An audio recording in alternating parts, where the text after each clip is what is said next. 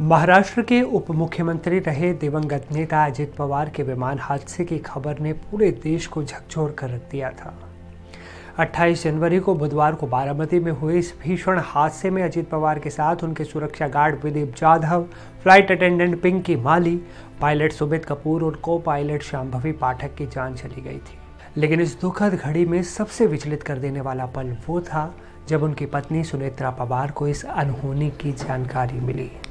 अजित पवार का विमान सुबह 8:50 पर बारामती हवाई अड्डे पर उतरने वाला था।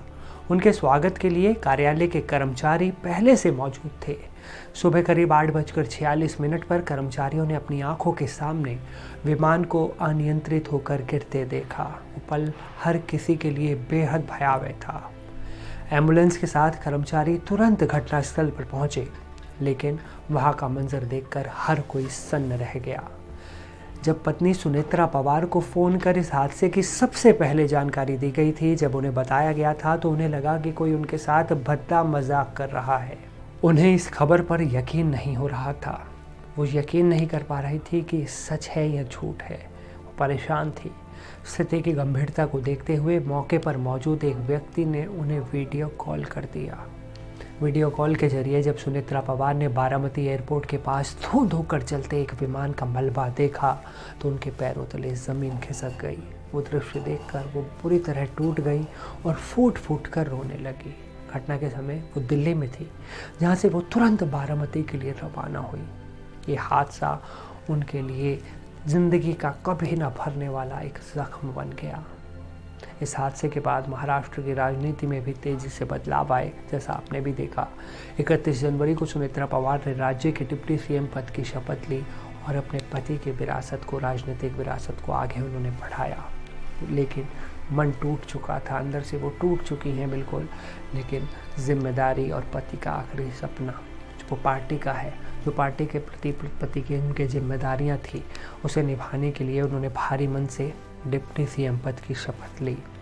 अपनी इन्हीं जिम्मेदारियों के बीच 2 फरवरी को फलटण तालुका के तड़क गांव वो जाती हैं।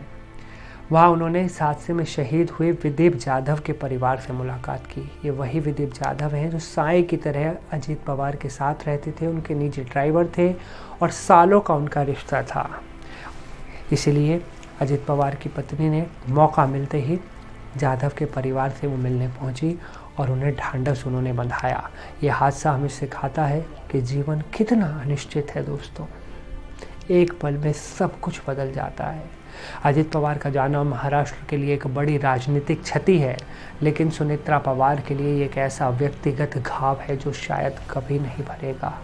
आप सोचिए ना, एक पत्नी को वीडियो कॉल आता है, जलता हुआ विमान दिखता है और कहा जाता है कि इसी विमान में आपके पति की जलकर मौत हो गई, उनका विमान दुर्घटनाग्रस्त हो गया और वो इस दुनिया में अब नहीं रहे। क्या बीती होगी सुनेत्रा पवार पर। हमारी संवेदनाएं उनके साथ हैं, पर पवार फैमिली के साथ है। ये हादसा बेहद ही ज़्यादा भयावह है और महाराष्ट्र की राजनीति के लिए भी एक बड़ा झटका है।